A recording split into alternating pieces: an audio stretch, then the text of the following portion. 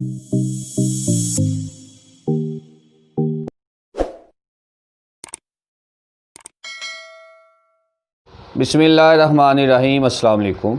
आज हमने पढ़ना है चैप्टर नंबर 6। चैप्टर का नाम है वर्क एंड एनर्जी और टॉपिक हमारे पास है 6.4 पोटेंशियल एनर्जी। लास्ट टाइम हमने एनर्जी के मतलब पढ़ा था।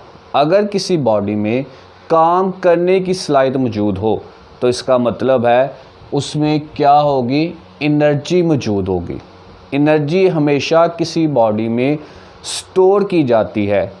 मसलन अगर एक बॉडी रेस्ट की हालत में है तो इसका मतलब है उसके अंदर भी जो एनर्जी है वो स्टोर है। मिसाल के तौर पर हम खाना खा के रात का सो जाते हैं, तो जब हम खाना खाते हैं तो उस खाने से हमें क्या हासिल होती है, एनर्जी। लेकिन खाना खाने के बाद हमने क्या किया, हम सो गए, तो हम किस हालत में हैं, रेस्ट की हालत में हैं। तो जो खाना खाने के दौरान एनर्जी हमारे बॉडी में मौजूद थी वो हमारे बॉडी में क्या हो गई है, स्टोर हो गई है, जिसको हम नेक्स्ट जब सुबह उठते हैं तो वॉक करने में, रनिंग में या किसी और तरह की एक्सरसाइज में हम उस एनर्जी को यूटिलाइज़ करते हैं। इसका मतलब है कि रेस्ट की हालत में कोई भी बॉडी होगा तो उस बॉडी में एनर्जी क्या होगी, स्टोर होगी। इसी तरह अभी मैं रेस्ट की हालत में हूँ तो मेरे अंदर एनर्जी क्या है, स्टोर है। जब मैं चलना शुरू करता हूँ तो हमने लास्ट टाइम पढ़ा था कि मैं मोशन की हालत में हूँ और मोशन की हालत में कोई भी एनर्जी हो तो वो कौन सी होती है, काइनेटिक एनर्जी। तो जब मैं यहाँ से चलना शुरू किया तो जब तक मैं चल रहा हूँ मेरे अंदर कौन सी एनर्जी स्टोर होगी, काइनेटिक एनर्जी। यानी मेरे बॉडी में जो एनर्जी स्टोर थी वो किस में कन्वर्ट हो गई, काइनेटिक एनर्जी में। और जब मैं थोड़ी दूर जाके रुक गया, अब जो काइनेटिक एनर्जी है वो किस में चेंज हो जाएगी, पोटेंशियल एनर्जी में।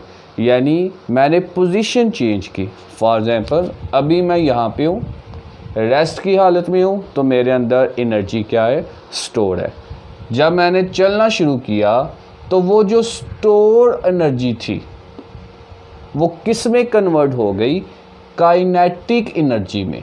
क्योंकि जब तक मैं चल रहा हूँ तो मैं किस में हूँ, मोशन में। और जब भी कोई बॉडी मोशन में हो उसके अंदर कौन सी एनर्जी होती है, काइनेटिक एनर्जी। थोड़ी दूर चलकर यहाँ पे मैं रुक गया।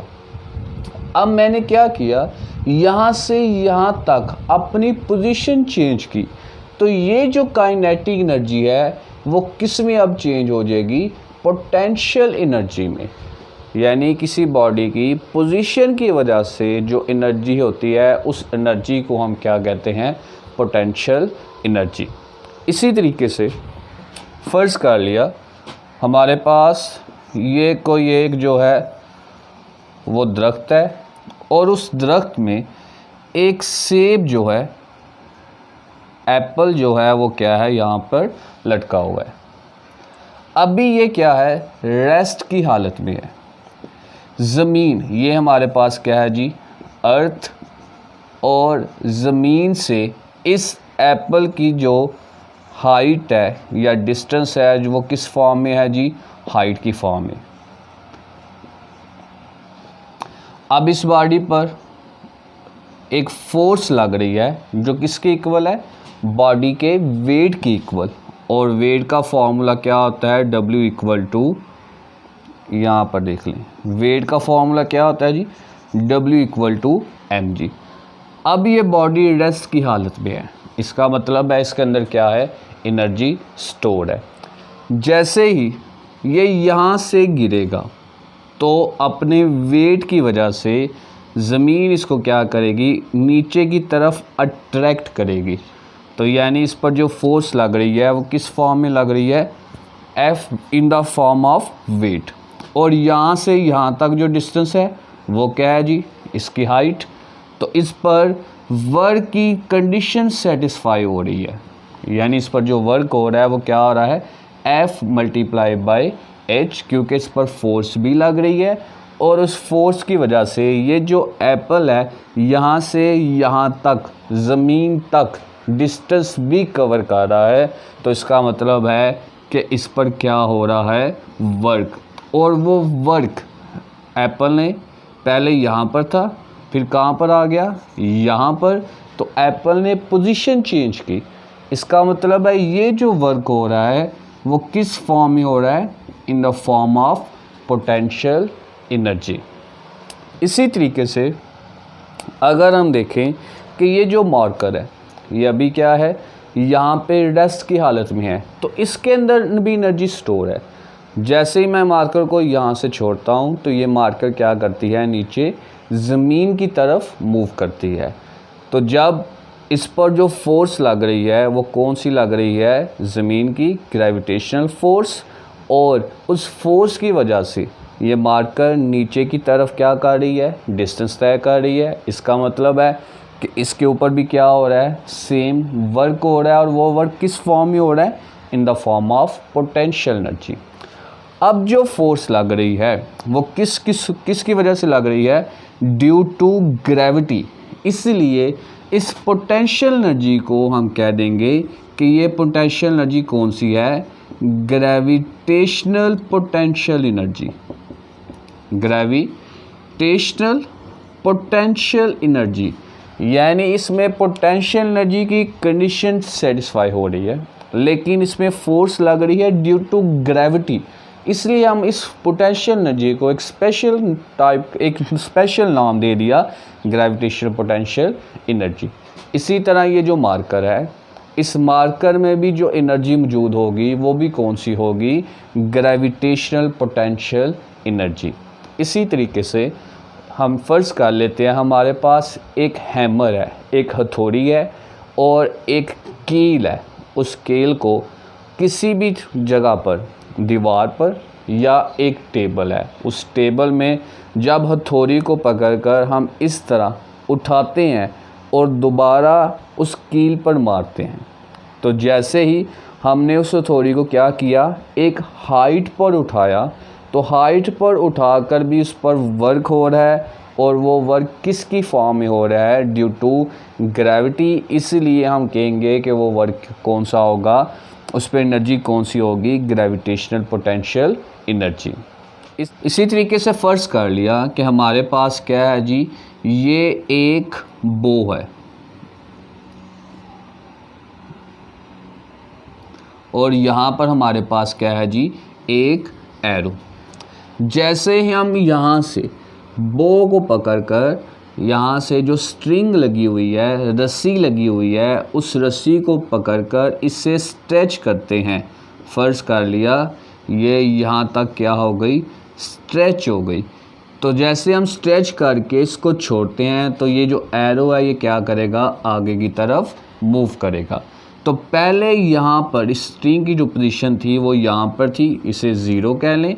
इसको पकड़कर हमने पीछे खींचा, तो जब हमने खींचा तो इसका मतलब है कि इसकी यहाँ से यहाँ तक पोजीशन क्या हुई है, चेंज हुई है। तो इसके अंदर कौन सी एनर्जी होगी, पोटेंशियल एनर्जी।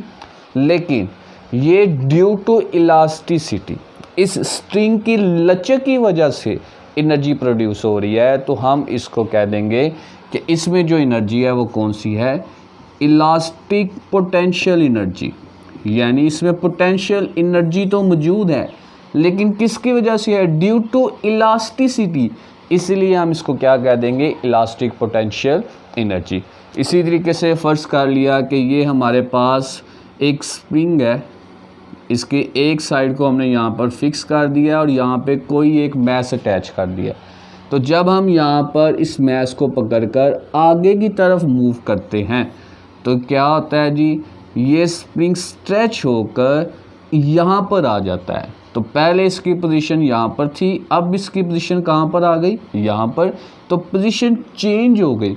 अब चेंज पोजीशन हुई है तो इसका मतलब है इसमें भी क्या है, पोटेंशियल एनर्जी मौजूद है। लेकिन चूँकि इसमें भी इलास्टिसिटी आ रही है, स्प्रिंग की इलास्टिसिटी की वजह से, स्प्रिंग की लचक की वजह से इसने अपनी पोजीशन चेंज की। तो इसमें जो पोटेंशियल एनर्जी होगी वो क्या होगी, ड्यू टू इलास्टिक। तो हम इसे क्या बोलेंगे, इलास्टिक पोटेंशियल एनर्जी। तो यानी पोटेंशियल एनर्जी बेसिकली है क्या है, जब भी कोई बॉडी पोजीशन चेंज करेगा, अपनी पोजीशन चेंज करता है, उसके अंदर कौन सी एनर्जी होती है जी, पोटेंशियल एनर्जी।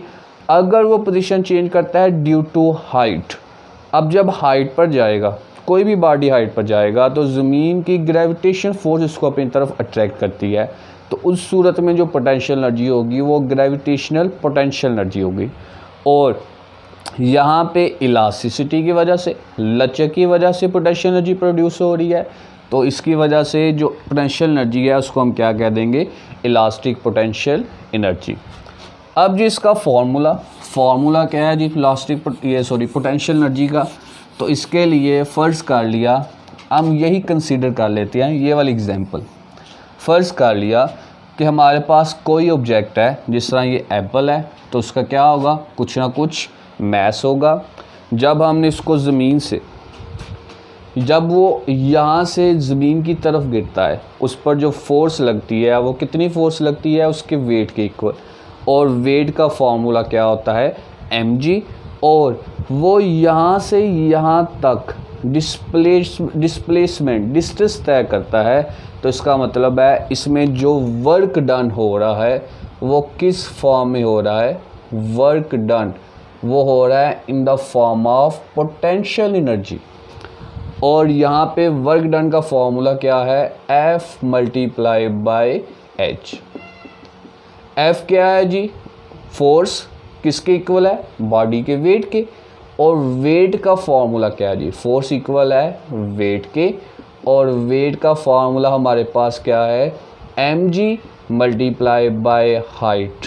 इसको मल्टीप्लाई कर देंगे तो पोटेंशियल एनर्जी हमारे पास क्या आ जाएगी, mgh। यानी अगर किसी भी बॉडी का मैस और हाइट का पता हो तो ये g जो है ये तो ग्रेविटेशनल कांस्टेंट है, इसकी वैल्यू ग्रेविटेशन एक्सेलेरेशन है, इसकी वैल्यू 10 मीटर पर सेकंड स्क्वायर होती है। तो इन सब को मल्टीप्लाई करके हम उस बॉडी में कितनी पोटेंशियल एनर्जी प्रोड्यूस हुई है वो पोटेंशियल एनर्जी जो है उसको फाइंड कर सकते हैं।